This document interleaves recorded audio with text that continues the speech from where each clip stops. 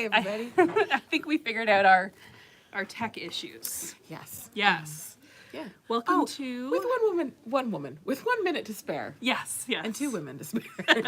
Hi, everybody. Hi. Welcome to week 1 of the Cowl. To bring the volume down. Yeah. Okay. Yeah. The Fair Enough cowl is what we're going to be knitting over the next couple of weeks. We're a little bit rusty at this. We haven't been on camera. Yeah, I think we're having like this like liminal space thing because we're in the shop today, and usually we're in my like dark little apartment. I know. So I feel like doing a Sound of Music. I know. Rolling around. So welcome back, everybody. Yeah. Get ready to knit. Whether this is your first colorwork project, this would be a great first colorwork project. Yeah. Or if you are looking to crank out a nice, impressive gift, if you've knit colorwork several times before, this is also quite a nice, simple project if you've got the skills already. I would say if you're comfortable knitting in the round. Yes. And you'd like to tackle colorwork. Yeah. This is a great one to start with because you can practice different charts. So I think this is a perfect, I guess I could put this on, couldn't I? This is a perfect way, instead of just holding it up the whole time, a perfect opportunity to discuss what colorwork is, or stranded colorwork knitting, and why people do it. Why, other than it looks pretty, because it sure does look pretty. Well, that's the number one reason. That's the reason I do it. Yes. I struggle a little bit with colorwork, but I love how it looks. Yes, it's got a very classic vibe, and you'll see that a lot of traditional knitting patterns and styles have this sort of knitting pattern worked into it.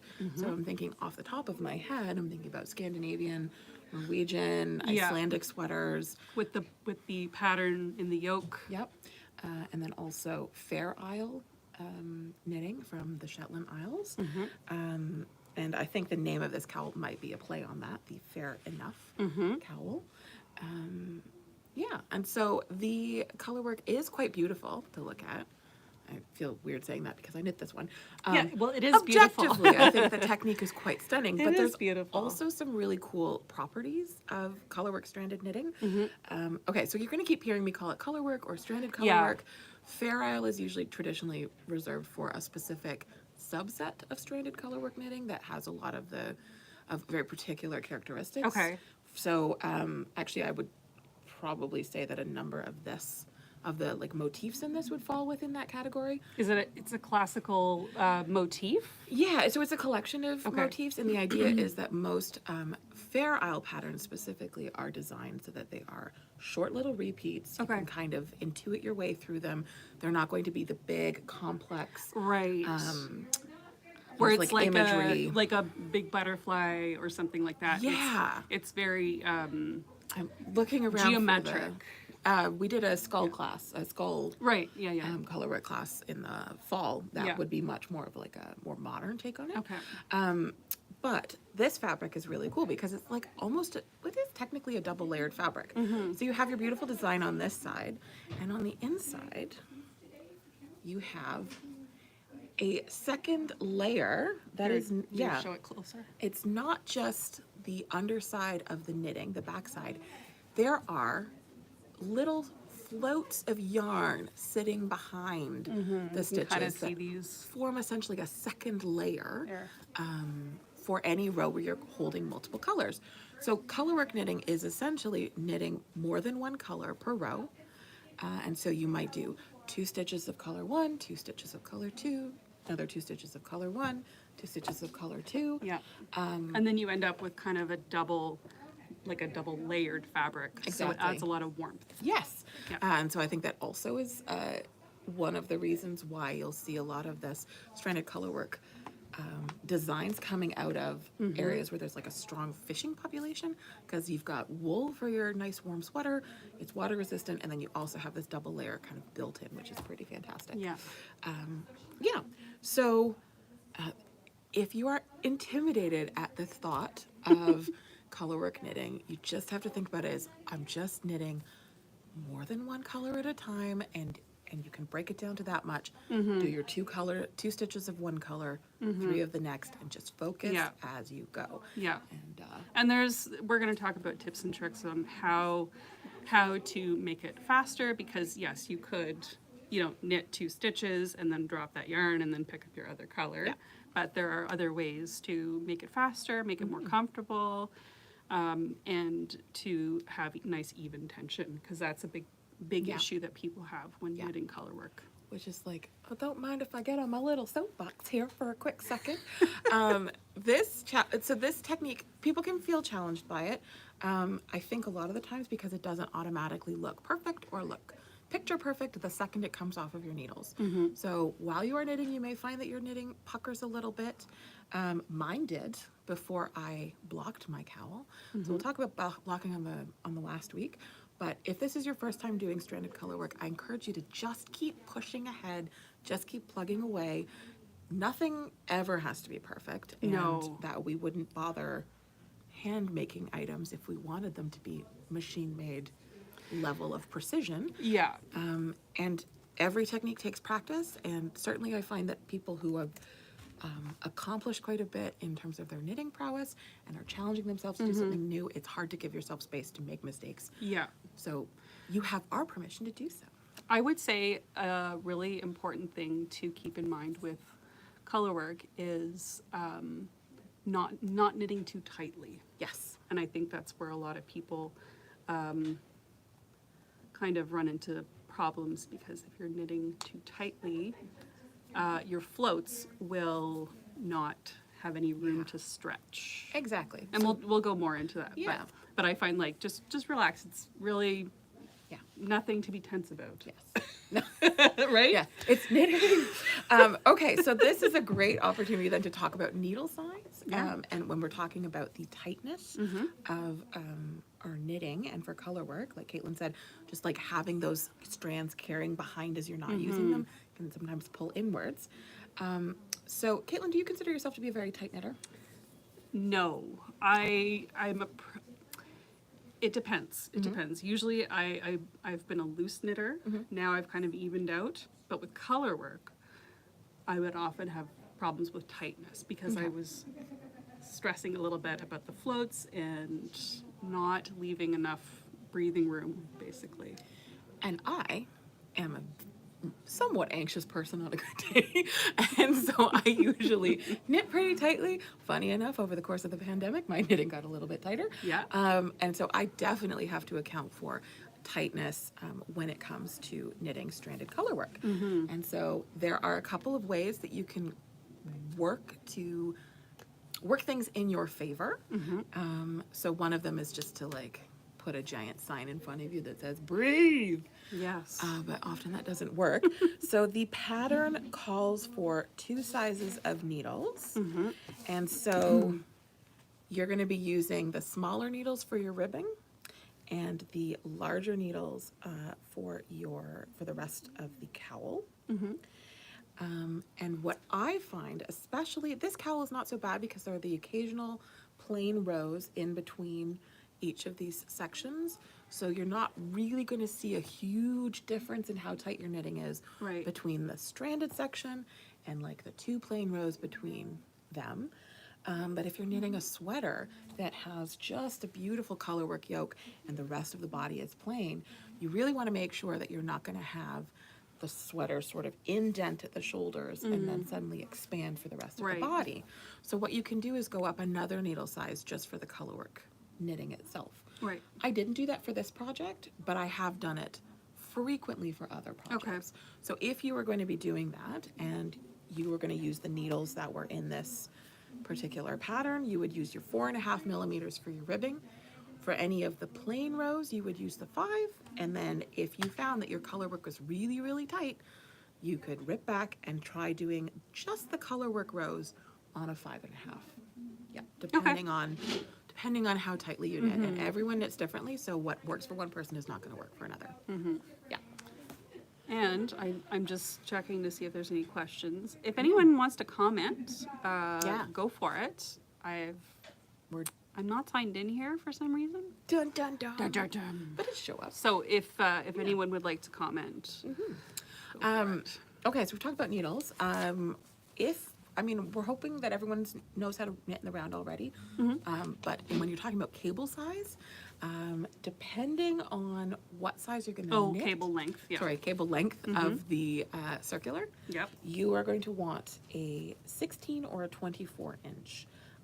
I would try to go for a 24 inch or 60 centimeter cable, but depending on whether the finished cowl is going to be long enough, you may struggle to get all those stitches to join in the round. But I would give it a shot because it's usually a little bit easier, to join in the round on a longer cable, so your stitches aren't more likely to twist up. And then also because if you have that extra cable length, you are almost by definition stretching out those floats along the inside of your project. Okay, yeah. And so that will, again, work in your favor to help balance your tension. Okay. So if you can. That makes a lot of sense. Yeah, but if you're struggling to do it, or if it's just becoming really frustrating to try and knit, you have to adjust your stitches every 30 seconds. Yeah, maybe not worth it. Yeah. Okay, so we've talked about needles. Yep. Shall we talk about yarn? Yeah. Yarn? Did you pull some? I did. Yeah. I pulled some yarn. So we have some fun. We have some fun new yarn from Blue Sky Fibers, which we love. It's so pretty. It's like a light worsted. Yeah. Yeah. So Yeah, it's a worsted. Yeah. yeah. So that could work for this pattern. So this is it's called Blue Sky Fibers Wool Stock, and it is. It's got, I think, 100 and some yards. Yeah, 123? it is 123 yards, so 112 meters, Yeah. and it's 100% fine Highland wool. And these come in 50-gram skeins. So for this project in particular, that's pretty sweet because Yeah. you only need a 50-gram skein of each color. If you buy 100 grams, which, I've got 100 grams for the sample that I knit, you can always... You can knit too. You can knit too. You can reverse the colors. You can Yeah. have one for you, one for a friend. Or if you have a child that wants everything that you make, but for them, you can make them one too. I don't know anybody like that. No, nobody at all. Yeah, so these 50-gram skeins are perfect. Yes. It also comes in 150 Yes, yard exactly. skeins, but you don't need that much for this project. Unless I do have a friend who has signed up to knit like a bunch of sweaters for people. Okay. So like, if you're the kind of person who wants to like streamline your gift knitting, go for it. Yeah. And then we have a couple of other worsted weight options in the shop. So we've got the Wool Dreamers from Mota, which is what we had used for the sweater knit along in the fall. Yep. Yeah, this is a really nice woolly wool. Yes. This one is Manchega, Merino and Manchega. Yes, from Yeah. Spain.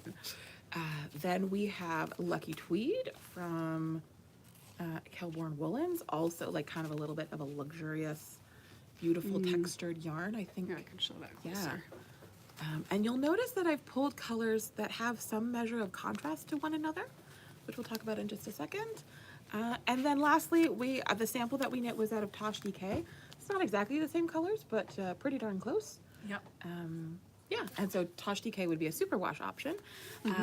If you are knitting colorwork for the first time and you are struggling, you feel like everything's falling off your needles, your fingers don't know what to do, that's pretty normal, so keep going. But if you keep plugging away and you're still struggling with that, maybe about halfway through the cowl, you may want to try, if you're knitting with superwash yarn, you may want to try knitting with a non-superwash yarn. Most of the knitting techniques developed for this particular style of knitting were developed with like the woolly wools in mind, although you don't have to go for a woolly wool. The wool stock and the Lucky Tweed are both like Yeah, lovely. they're really nice if you have to pull anything back, like unravel anything, or if you drop stitches, it's not going to, your stitches aren't going to slip out as easily. They're less slippery The yarns. wool really holds it together. You can almost pull the needles out and the stitches will just stay live. Yeah, and also because they're not as slippery, I usually find that the floats don't pull as much, and so it's a little bit easier to keep that tension, to keep your floats as long as they need to be. But really, knitting stranded colorwork with superwash yarn, which is what this is, has really taken off in, like, I'd say the last 5 to 7 years. Yeah. And so when I was up and coming in the yarn world, we were like, why would you do it out of superwash? And I'm like, okay, I see it. Yeah, the Especially- colors are really fun. The colors are super saturated, Yeah. and also some people just want a superwash yarn for practicality, Yeah. or they want it for soft to the skin, Yep. next to the skin softness. Yep. I think so. the colors are also more like modern. Like Yes, if colors it's true. could be considered modern. Yeah. Like bright colors, Yes, neon. neons, are really popular. Modern means neon. No, neon is vintage. Remember the 80s? Oh, Neon is vintage. everything is vintage. Yeah. Everything is once was and will It's be all again vintage. retro again. Yeah, so there's a couple considerations for yarn, but as we were showing you the colors, hopefully you noticed that we had some pretty strong contrast between the two colors that we pulled for each one. And so I think we had a link in the event description, but Tin Can Knits has a really great blog post Okay. all about choosing color for color work. And usually the recommended advice is to make sure that you have something that's high contrast, and high contrast in a couple different ways. I always forget the difference between value and tone. One of them, and there's Right. another one. Right. One of them's saturation, hue. Yeah. So if you look at your two colors in black and white, it can give you a good sense of how well they contrast. Yes. So this is on the back page. Yeah. They actually have like your chart, not your chart, but like a little mock-up there. So you can see how contrasting the colors are. Yeah. Yeah. And so it's not to say that you can't choose two colors that are quite similar, but you won't get as much of the visual punch. So if you are like, if you're the kind of person who's like, I put a lot of effort into this, and I want people to see it. Yes. Then high contrast. Take a look at the two skeins next to each other. Take a picture and make it black and white. Or if you are a fancy person that knows how to do that with just the camera and not taking a picture, do that instead. Yeah. And you will be surprised. I know I have been surprised many times when you're like, there's clearly enough contrast between these. Yeah. And actually, when you look at them in black and white, there is barely any contrast at all. And I did bring a sample from my own collection of something that's a little bit of a lower contrast color work. So we've got like a light gray, a medium, and sort of a soft purple. Yeah. And it's not bad. It's not ugly, but it's just a lot less of an impact. Yeah. It's a lot more subtle. It's like a faded. Yeah. Like a faded jeans kind of. Yeah. Exactly. And so I do wear this when I'm wanting more of a muted thing, but definitely this was not the first thing I knit in color work. I'm pretty sure the first thing I knit color work had all of the colors. Yes. It was like a stained glass window. Yes, you have a lot of beautiful color work projects. So, okay, we have talked about yarn. If anyone's got questions about yarn, needles, and so forth, drop them in the chat. Otherwise, I think we should move on to sizing considerations, maybe, for this cowl. Yeah. Yeah. Oh, and swatching. Yes, watching. So maybe sizing first. I knit my sample a little bit bigger, and that was because I didn't want to swatch. I'm a busy lady. I have things to do. Oh no, I shouldn't have. Swatch, always swatch. My method of my usual swatching method is if it's an accessory like this, or if it's small enough like this, I usually don't bother. I don't mind ripping this back out again and redoing it. Whereas if it was a sweater, I absolutely would swatch, because I think you've heard me preach about that before. Yeah. Yeah. And I'm going. You're more lax than I, aren't you? Yeah. I'm just checking something. Yeah. Here. I'm definitely of the no swatching camp, but for a cowl, I wouldn't. Oh, no. I wouldn't. No.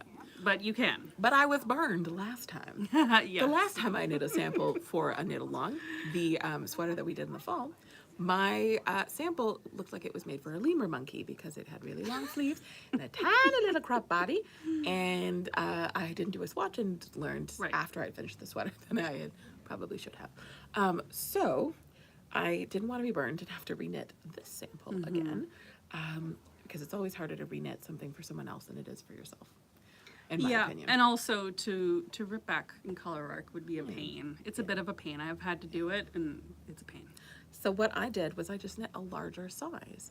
And this pattern is lovely because it is set up so that you can do so with relatively, I was going to say little ease, with a lot of ease, with relatively little hullabaloo. Okay. Yeah. Yes. That wasn't the word I was expecting, but No. yeah, sure. I'm quite pleased that I whipped that in there. Okay, so this particular pattern, if you look at the chart on your page, one of the pages, you will see that the chart has 12 stitches in it. And we will talk about how to read a chart next week, so don't panic. But you can see along the bottom of the chart that you see numbers 1 through 12.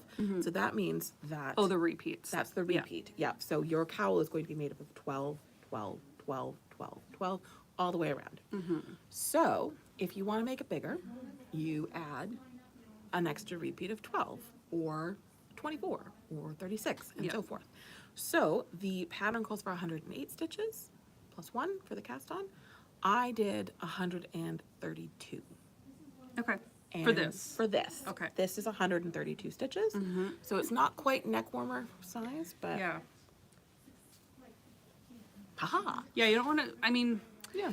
it depends on how you like to wear your cowl, right? Mm-hmm. Like It's still a pretty tight size, but it's not like right up against yeah, the neck. I would probably, I like that length. And it, you know, if Yeah. you want something that's more like you wear it around the office, and so like it comes down to here and it kind of drapes to the side, and you show off the beautiful motif, then maybe you're going to double the number of stitches instead, and you'll Yeah. need to double the yarn. But yes, And then you can wrap it twice. yeah, you could wrap it twice if you want to. Yeah, So you can really, play around with the length of this. exactly. So And you can probably use this chart in other things. you totally could. And also,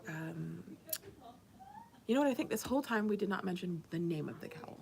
We're knitting the Fair Enough cowl. I Oh, we did. did? Okay. Which is available on Ravelry at home_of_cords. Okay. Yeah, so feel free to riff on the number of stitches you want. If you want a smaller version, because you have a smaller person in your household. If you've got an 8-year-old or something. I'm trying. At what age do the heads start to get really large? I don't know. At birth. Oh, okay. Fair. Pre-birth. So yeah, feel free to adjust the number of cast-on stitches to suit your needs. Again, you're just going to do a repeat of 12 stitches. Okay. So let's chat swatching. Okay. Caitlin, we just established that neither of us would swatch for this project. However, what are some reasons that someone would swatch? So, if I can put myself in someone else's shoes. Not mine. So I would swatch if I was, well, if I hadn't knit colourwork before, Yeah, I mean, that's a fair point. right? Because you, first of all, so you can get a little practice going with your floats would be a Yeah. great idea. Yeah, that's a good. Point. Just making sure that you're not knitting too tightly, because like I said earlier, my inclination was to knit very tightly because I saw the floats and my instincts were telling me Yes. there's loose yarn Yes. hanging on the back of this. Yeah. I need to tighten that up, right? And that's kind of you don't realize you're doing it. So I would probably knit a swatch, or you know, you could start knitting it. Yep. You know, like cast on, Put knit in a a- few rounds. Put in a lifeline right before you start your color work so that you can practice and then rip it back out. Yeah. That's another way to swatch. And then you can measure it to make sure that it's not going to be like giant Yep. or tiny. Yes. You might want to swatch if you want to make sure that the colors look okay together. Yep. You could also do the same thing if you just knit like a little striped swatch. You get an idea on how much contrast there is. Yep. That can sometimes burn you. I was knitting the Strange Brew sweater from Okay. Tin Can Knits, and I was just like chucking all my leftover sash DK in, and I had what I thought was like a tonal purple and like a solid hot pink. Okay. Because I like to live dangerously, and I also like people to see me coming. But once I started knitting with the two together, it wasn't until I saw them both in stranded colorwork that I Yeah. realized the tonal purple dipped almost into clearly someone had Okay. put purple or blue over like a hot pink, and so there were moments where the pattern Yeah. just disappeared. Yeah. So I had to rip back, unfortunately, on yoke size. Yeah. Also, yeah. to go back into like color choices and stuff, since we're kind of going there, this light color that you've chosen, can I Yes. just show it a Go little right bit ahead. closer? So this does have some speckling to it. Yeah. So you can see some very light speckles. There are definitely going to be some variegated yarns that will come off more busy, which is fine. Yeah. It's a look, but it might be harder to see. Yeah. Like if they're more variegated, I'll just grab something Yeah. for Grab the example. the vintage neon Tosh it's right there. This one? No, that one. This very electric. And let me tell you how I would work with this one. So this is an extremely electric, highly variegated vintage classic neon Tosh DK. I would even say this one. Or that one. Oh, actually, this is really good. And then pass me the Mota black. So these two, I would put, like, if you're going to have something that has so much color contrast, really, you got to put it against either a white, or in this case, I put it against like a I dark would put black. it against a black. Yeah. Maybe a dark navy, but I'd be a little bit concerned for some of these darker patches. But like a black, you're still going to very clearly see your pattern. Yeah. This one, though, there's black in this. Yeah. And so I would be worried about that disappearing. Yeah. There will definitely be stitches of this purple Yeah. yarn that are going to be black stitches. Yeah. And you're going to lose your pattern. Yeah. So, hold your two yarns together. Yeah. A swatch will really show you, Yes. just keep that in mind, that speckles are really fun, but when there's more like pooling options, Yes. more pooling chances, Yeah. that And could so, that yeah. could burn you. I'm going to be thinking about what I would put this with. I would put Something that with a solid. white, maybe. With the white, you might have problems with the white showing up. I was thinking like something in the color family of this, like something bluish or pinkish, but like solid and not actually contained in this game. But Yeah, maybe. it's tricky. Yeah. Or maybe that's a hat that goes with something else. Okay, so yeah, so swatching can help you with your confirm that your color choices are okay. And then swatching can help you figure out if your piece is going to be too big or too small. And like Caitlin and I said, this project for us is too small to really justify the effort that's going to go into making a swatch.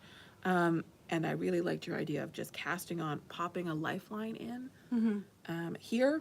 And then if you get this far and you realize, oh no, I need to replace my background color for more Right. contrast, or I need to like change my needle size because it's too tight or too loose, then you can just rip back to the ribbing and start again. Yeah. But on another note, you might frequently find that people use cowls as a way to swatch for a larger project. So if you're going to be knitting a fingering weight sweater, especially at my size, if I was going to be knitting a fingering weight all over colourwork sweater, I would absolutely swatch. Oh, yeah. Yeah, and knitting a cowl with the same yarn would be a great way to swatch, Yeah. because then I get something out of it, but I'm really going to get a good, solid understanding of how this yarn behaves. I could use the same pattern as well. So when Caitlin said, oh, you could use this chart for something else, you could incorporate it into a sweater if you wanted Totally. to. Yeah, so you'll frequently see that also, or people will have, like they'll publish a sweater and then they'll make like a hat that goes along Right. with it, so you can practice doing the technique before you work on the big project. Yeah, that's a great idea. Yeah. And for swatching, something that's important to remember is swatching in the round. Yeah. Which is Yes. another reason why I didn't want to swatch. Yeah. Um, And for that would be for a couple of reasons. yeah, go for it. So this is my test. So the first reason is when you are knitting in the round, your gauge is going to be different from when you knit flat, because most people purl more loosely than they knit. The other reason is that color work isn't, so if you were going to knit a flat color work project, the chart would look different. Yeah, you'd have to. In this case, I feel like that you would, instead of, we're going to talk about charts next week, you're always going in the same direction in this chart, you'd have a different chart that would indicate which way Yeah. you're knitting from. Yeah, so if you want to knit your motif in the swatch, you need to knit it in the round in order to get the correct placement of all the stitches, because knitting color work flat is kind of a hassle. Well, yeah, because you're purling it can be done. and you're trying to keep those floats going Yeah. as well while you're purling and the floats are on the right Yeah. side. And it's a little bit, it's like learning a whole other skill in addition Yeah. to what you've just learned. It can be done. Yeah. But that is a big reason why, if you're new to color work, that is why you will hear about steeking. Yeah. Right? So if you're knitting a cardigan would be normally knit flat for a large part of it. But if you want to knit a colorwork cardigan, you don't want to have to knit colorwork flat. No. So what you do is you knit it in the round, and they factor in some extra stitches for your for where your steek will go. Steek just means cut. Is it like Norwegian or something? I'm not sure. I don't know. But it's essentially you're cutting it. So they give you extra stitches for that part. But that's why it's knit in the round and then cut. Yeah, it's just easier. It's easier. Yeah, you're only doing knitting. There's no purling that you have to do in this section. The only purling you're going to do is with the solid colors. Yeah, so if you wanted to knit a swatch, if you felt like you landed somewhere in between where clearly Caitlin and I land and where you're panicking for any of the reasons that we discussed why you might want to swatch, and you're like, but I don't want to do it in the round, because that means that instead of casting on my 4 inches, I got to cast on like 8 or 10 inches. Yeah. I got all that knitting, and at that point you've like knit a cuff or something. There is a method. It's like cheater swatching in the round. And so we will show you in a few minutes when we go and do our demo. But basically, you do it on like a double pointed needle or on a short circular. And so I've got my traditional swatch here in the front. And what I do is every time I finish a row, I pull the yarn around the back, giving myself lots of extra squishy space, and start knitting again. And then what happens is I have all these loops on the back of the swatch. And so the idea is that you would do this, you'd finish your swatch, and then you would wash it. Always wash your swatch, because I can't speak. Swash your watch. Swash your watch. Those are the smack watches, right? And then, if you were feeling brave and responsible, you would cut here, because these strands will kind of hold it together. So you'd cut these strands, lay it out flat, let it air dry. Yeah. I wouldn't cut them while they're wet, like while they're in the water. I would Right. cut them after they've come out and been rolled in a towel. And then you're going to get like as accurate a thing as you can. And but- you'll see this closer up when we do the demo. Yeah. But it's still not going to be as accurate as, say, having knit a whole cowl for a sweater. Right. Yeah. Right. Yeah. It's kind of like knitting an I-cord. It is a little bit like knitting an If you've I-cord. ever knitted an I-cord, Yeah. you're just kind of like... It's like knitting an I-cord, but poorly. Yes. So before we move on, just checking in on questions, comments. So far, no questions. We're amazing. No. Yeah. No. Okay. Why are you so awesome? I don't know. Thanks, Katie. No. Not Katie. Okay, so in that case then, we have talked about what color work is. We've talked about yarn considerations, needle considerations, how to adjust the size, how to swatch. Yes. So I think we're going to move on to a couple of very quick demos of some of the key techniques that's going to get you to where we're going to start next week. It's so exciting. We're going to start the next week here. So have your ribbing done if you can by next week. And then next week we will talk all about the different ways that you can do color work. Or all the ways that we know how to do for holding your yarn. for holding your yarn. So we'll talk about the most basic way, just sort of intuitively, and then some of the tips and tricks that you can use to speed up your knitting in the round. Awesome. Okay, Cool. I'm going to move the Yes. camera around. I'm going to sit here while she does that and announce the news. In today's news, oh no, in this weekend's news about yarn. And you tell me when it's Yeah, okay. on the table. So this is the lovely thing about our beautiful space here, is that we can, here, put that under the camera. Yep. So I can, there we go. Yeah, awesome. Perfect. Okay. So let's start with, I think we start every knit along like this. Let's start with the long tail cast on. Yeah. It's an excellent refresher. Yeah, so long tail cast on is a nice stretchy cast on. It's not too loose, it's not too tight. It's like the Little Red Riding Hood? No, that's not the one. Goldilocks. Goldilocks. It's the Goldilocks cast. You've got your fables all mixed up. Clearly. And so we usually demo it at most because we start pretty much every project, whether it be a shawl or a hat or anything, sweater, with this cast on. So you're going to start with your yarn.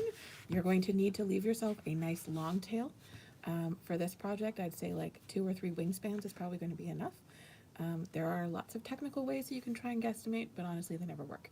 So this is a cowl. If you're doing 100 to 138 stitches, yeah, 2 to 3 wingspans. So from one hand to the other outstretched, and that should be fine. Yeah. Cut off your extra. Yep. All that good. sounds about right. Yep. So at this point, I'm not going to do the whole thing, but I'm going to pull out to my starting spot. So imagine I have tons of yarn on this side. At this point, I'm going to make a slip knot, like so. Let me demo it in a less confusing way. I wrap around my fingers so that there's a little cross. I dip through and grab the leg that crosses over, like so, and pull. So I'm going to start with my slip knot. Whoop. Pop that on my needle.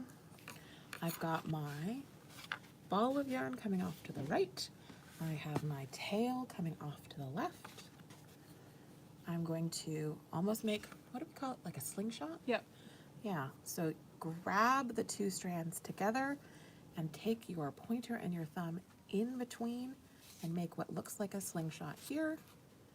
And then you're going to take the tip of your needle, go under your thumb yarn, scoop the pointer yarn and pull it back where you came from, and then tighten. And we're back at the 0 spot, beginning. We take the tip of the needle, Yep. up next to the thumb, trap the pointer yarn, and come back out the way we came. This is my favorite cast on. Up the loop, trap and pull back out, and you're done. Up the loop, trap, and you're done. There we go. So we got a nice little cast on edge here. Huzzah! Okay, next, let's look at this cheater swatch just a little bit easier, or a little bit closer. So as we said, we've got our nice swatch along here. We have our pure nonsense along the back, which is all of these strands that I carried. And so let's, right here, I have stopped at the end of my needle. So now I'm going to start at the beginning of my needle again. So the first thing I'm going to do is I'm going to get my needle in there nice and cozy. I'm going to wrap with the yarn and pull out and just knit that stitch like normal. I'm just going to go in here with my hand and kind of pull it out a little bit. But there's lots of flexi room. Use my fingers. They're not used to doing work, but here they are. And then I'm going to keep knitting. Keeping that nice pull, what do you call it, float along the back. Yeah, it's basically a float. Yeah, and then I'm just going to do a certain point once I've moved far enough into it and I'm not going to be pulling these stitches, I'll just keep going. And do that row. Yeah, so it's just the back, the beginning of the end. Yeah. The beginning and the end that are funky, but Exactly. you're just knitting a regular swatch. Yeah. And so that's my working yarn, and there's the yarn that I just wrapped around with you on camera. And it's just going to join its buddies for now. You can see you want to make sure that they're not pulled so tight like Hold it this. a little closer to me. Yeah. want to make sure that they're not pulled really tight along the back because that's just going to bow the fabric in front. So leave some extra space so that on its own it can lie pretty flat. And then once you have soaked it and maybe rolled it up in a towel and gently press to get that extra water out, I would turn it over, I would cut all of these lines, pull out the flaps as it were, lay flat, let it air dry and see what happens to your fabric. But the downside being that once you cut these yarns, this is not really a functioning piece of yarn anymore. Yeah. Your swatch So has you been sacrifice some. So if you're going to do this, maybe the 50-gram skeins don't cut. Yeah. Oh yeah. No. If no. you're Don't. using 50-gram skeins, I wouldn't cut it. No. If you've got you can undo it and reuse it. Exactly. Yeah. And how many stitches would you cast on for this particular project to make a swatch? Yeah. To make the correct size. So if you wanted to do a swatch, basically you want enough fabric so that the edges of your swatch are not diluting the overall impact of having done all that work. So you don't want side stitches to pull or to, like, you can see my stitches are kind of, fabric is curving a little bit because it's stockinette. So usually most swatches need to be about 4x4. For like a good measurement, you want 4x4 of measuring Inches? material. Yes, 4x4 inches or 10 centimeters by 10 centimeters. I would say you'd probably want a couple of inches or centimeters, like 2 inches, one on either side, Okay. to get you a good size. But that's still a lot of knitting. You can really tell that Caitlin and I don't want you to swatch. Just cast on 8 extra stitches. Yeah. Well, and just being realistic, right? Yes, like, I mean, if people yeah. want to do a swatch, just to have an idea of what that time commitment is going to be, Exactly. right? Yeah. And how much yarn. Yes. Yeah. And maybe, like you said, if this is your very first colorwork project, and if you're the kind of person who wants, like, to nail it right out of the park, then actually doing like a colorwork swatch, not this kind, but doing like a full in the round swatch, washing it, blocking it, laying it, measuring it, making sure you're happy with it, then ripping that yarn back out and using it as part of your project, that could totally work. Yeah. Yeah. So, to each their own. Okay, the last thing I want to talk about was joining in the round, because the designer has a particularly interesting method of joining in the round. Oh, that confused me the first time I saw it. So let me get my pattern real quick. So in the pattern, you'll see that she gives you a cast on number and it says +1. And that is because you add that extra stitch in your cast on, then you immediately take it out when you are joining in the round, and it's supposed to help you try and prevent a gap from where you join in the round. So I'm just going to use my cheater swatch here. Slide some of these stitches over so I can join my swatch in the round. Because I like to Frankenswatch. my Frankenswatch. Because apparently I would like to have all of the loops in my way at the same time. All right, so I've got, say, my cast on edge along here.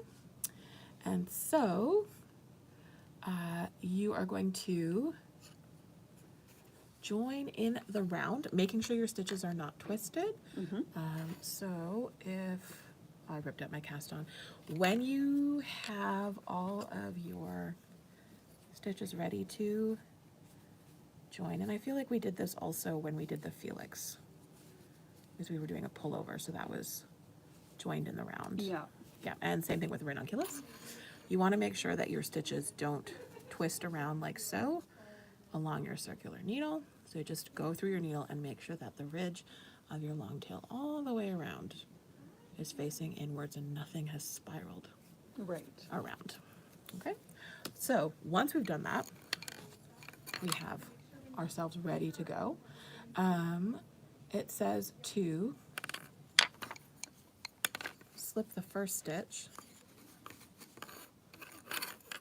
pull the back, and then I think we're supposed to pass this last one over the first one. Put it back on the first needle. Wow. tighten. Boop, boop, boop. And that will have joined us in the round. That is a lot of back and forth. I would like to show you how I normally do it, which is, let's get those stitches back on.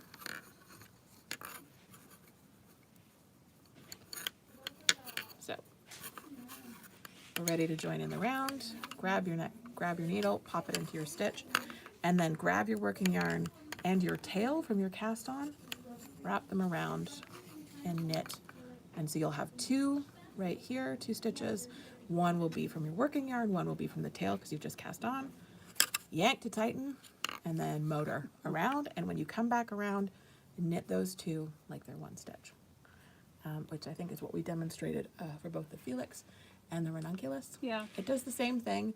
There's less passing back and forth. And you know, honestly, what I do is I just, when I weave in my ends, Yeah. I tidy it up with, because I have to weave the end in anyway. Exactly, yeah. Yeah. So, all right. So you don't have to follow that. You can just cast on an even number. An even number of if you 12 if you repeats. don't want to do that, just Yeah. cast on the 108. All right, Caitlin, do you trust me to move this camera up for our closing remarks? Sure. A little bit higher. Oh, God. No, this was a bad idea. I got it. Okay. Oh, see, this is why I'm not allowed to do this part. How's that? It looks wonderful. You are a genius. My computer is not showing. No, we're great. Okay. Well, thank you, everybody, for joining this first iteration. Thank you also for being so patient with us. We apologize for missing last week. Yes. The universe, the hated universe. us, but I think it likes us again. I think so. I think we're going to be all right. Yeah. So as always, if you have any questions, you can pop them in the comments for the video. You can always email the shop or message us through social media. What is our handles? Our handles? Yeah. Our shop Instagram or ours? Oh no, the shop one. Oh, the shop one. It's Fabrication Swatch on Instagram. Yes. Yeah. We have a Facebook group. Yep. The Fabrications social group. Yeah. SEWCIAL. It's a pun. Yeah. Where you can share pictures of your progress. You can Yeah. also ask questions. Yeah. I think that's it. So your homework is going to be to do- do your ribbing. Do the ribbing. Oh, and one more thing. Ooh. So she gives you some options at the back. So this is kind of where you're going to want to make some decisions Yeah. about how you want to have your color. So I did the first one. okay, so you did the first one. So basically you have just this, she called them color A and color B. My pattern's on the Okay, other side of so for table. the purposes of demonstration, let's call this one color A and the white one color B. So you're doing your ribbing in color A, and then in the body of the cowl, you're using the white as your background. Yeah, color B is the background. Right? Or you could do your ribbing in color A and then use color A as your background. Yeah. And color B, which is the white, as your pattern. Yeah, it's your foreground color. Yeah. Yeah. And that would look more like this Yeah. one. So there's lots of options, and I love it when they show you like different contrasts. Yeah, because that second one where you use the light color for the background and for the ribbing is like a totally different look. Totally different. It's Yeah. yeah. Yeah. So So if you, I mean, we'll talk about color work more next week, but the color work chart shows you the background in light color. So keep that in mind if you do it reverse, you'll have to kind of mentally remind yourself, yeah. what's the background. All right. So, Well, thank you everybody for joining us. Yeah. We hope you have fun knitting, and we'll see you Yeah. next week. awesome. Bye. Bye.